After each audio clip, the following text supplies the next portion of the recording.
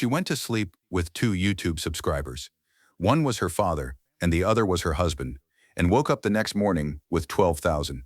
Laura Wilson, the Nebraska farmer, better known as Laura Farms, built one of the most loyal agricultural audiences on the internet alongside the man she married.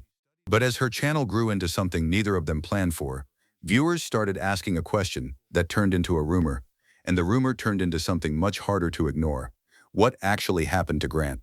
By the end of this video, you'll understand the real story of who Grant Wilson is, why the internet convinced itself something had gone wrong, and what's actually true. Grant Wilson was not a side character who wandered into a farming YouTube channel.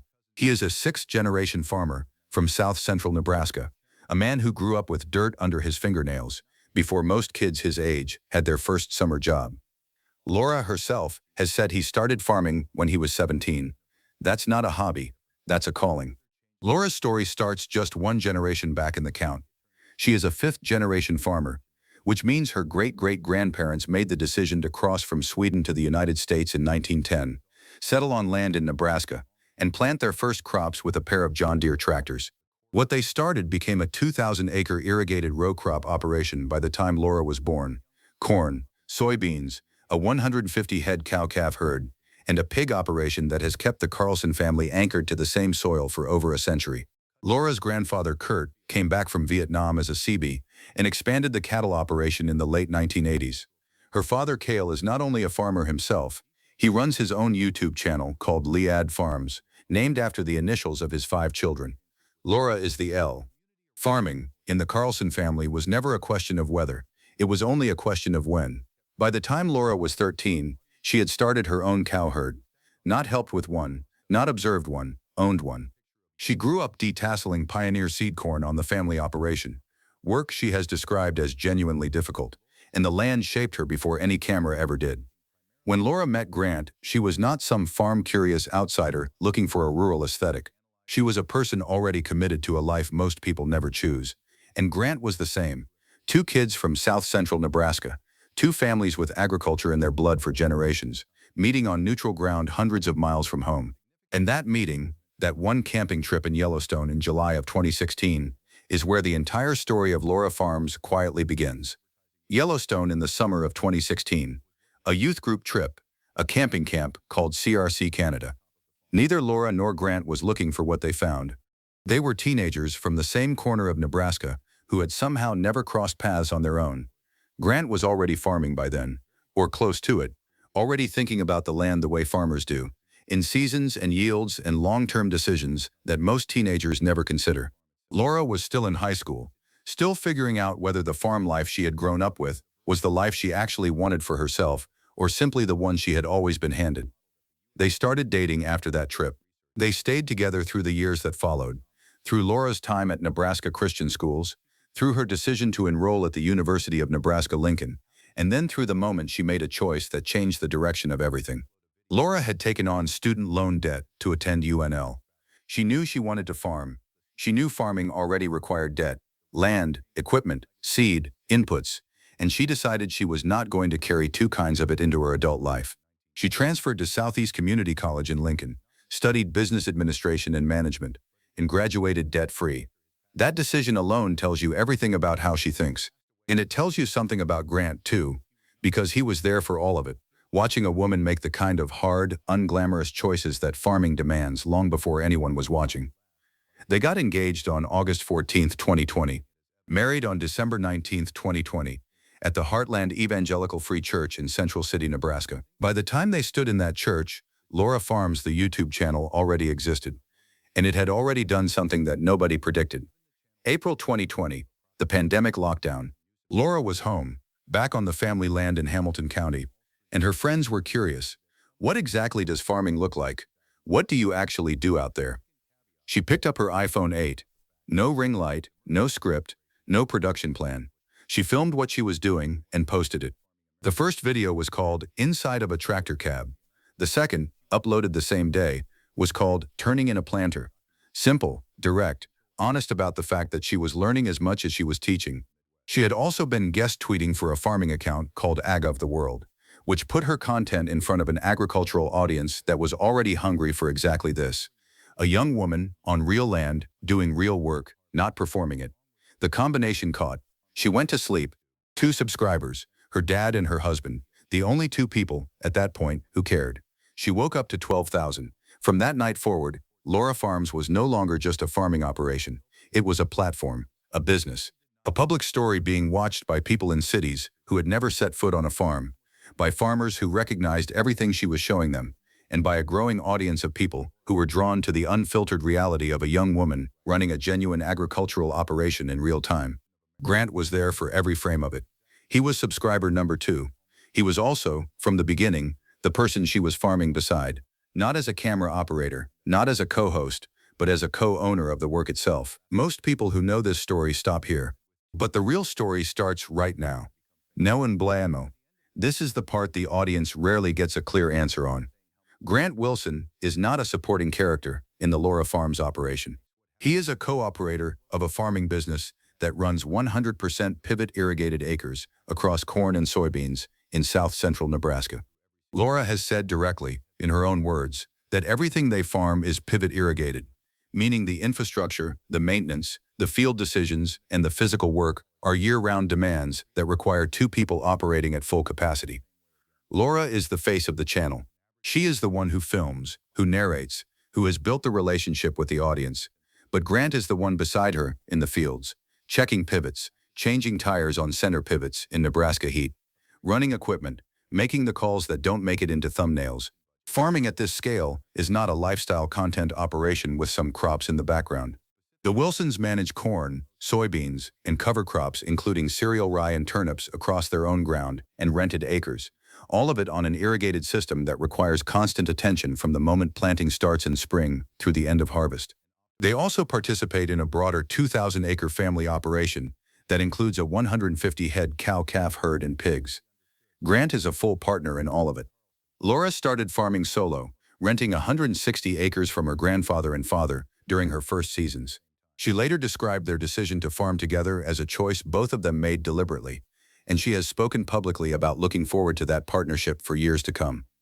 The channel made Laura famous, but the farm required Grant. And when viewers started seeing less of him on screen in 2024 and into 2025, they started asking the wrong question.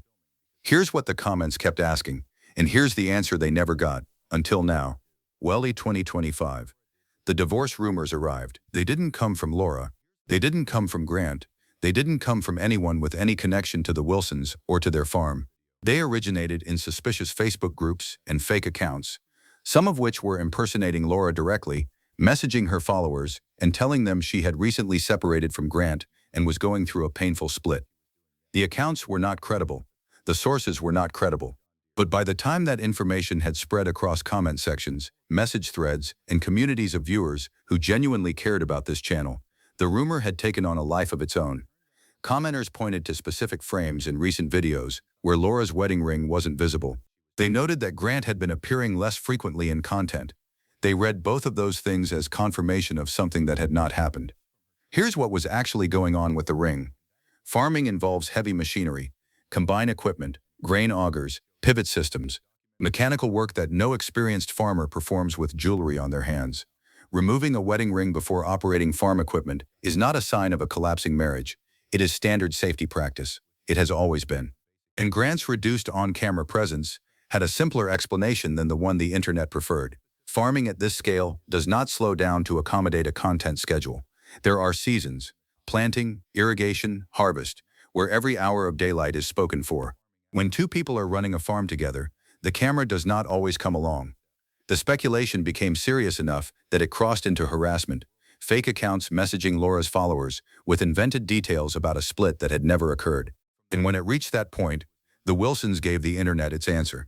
And if you think that was surprising, stay with me, because this next part is why the whole story matters. The divorce rumors were false, but the hardship those rumors tried to explain was real, just not the hardship anyone imagined. In 2024 and into 2025, the Laura Farms operation ran into a series of genuine operational challenges. A farmhand walked off the job in the middle of a critical season. An insurance dispute dragged on. A bridge on their property collapsed, creating logistical problems for equipment access. A snow event during harvest created conditions brutal enough to force decisions no farmer wants to make. None of that broke their marriage. It tested their operation. Laura addressed it directly. She confirmed the difficulties were real, the financial stress, the labor problems, the weather, the infrastructure damage. She acknowledged that there are seasons in farming where you do everything right and the outcome still doesn't cooperate. She did not frame any of it as a personal crisis or a collapse. She framed it as farming. Because that's what it was. The Wilsons are also doing something that very few people their age are attempting. They are running an independent farming operation in an era when independent farming is increasingly difficult to sustain. Land values in Nebraska have climbed. Input costs, seed, fertilizer, fuel, crop insurance have risen sharply. Corporate agriculture continues to consolidate land that once belonged to operations like theirs. The average farmer in Nebraska is more than 30 years older than Laura and Grant. The industry was not designed for people their age to break in and survive. They are doing it anyway. And they are doing it on camera, in real time, without editing out the parts that don't work. At its peak in early 2025, the Laura Farms YouTube channel had passed 650,000 subscribers. Total views across the channel had exceeded 160 million. Combined with her TikTok and Instagram audience of over 1 million followers, Laura had built a media presence that most professional content creators never reach. And through all of it, Grant was still on the farm, still in the work, still part of every decision being made. One phone call, one conversation. That's all it took to change the direction of everything. Specifically, the anniversary call the internet wasn't expecting. NASA. December 2024. Laura and Grant marked their 4th wedding anniversary. They shared it publicly, not defensively. Not as a response to the rumors, though the timing was notable. They shared it the same way they share most things, directly, with the people who had been watching them since the very beginning. The fake accounts kept running. The rumor threads kept circulating. But the evidence was in plain view for anyone who was actually paying attention. 2 people who had been together since a camping trip in Yellowstone in 2016, who had built a farming operation from scratch in the middle of a pandemic, who had faced labor problems and weather events and insurance battles and infrastructure failures, still together, still farming, still married. The answer to the question the internet was asking turned out to be that there was no answer to the question the internet was asking.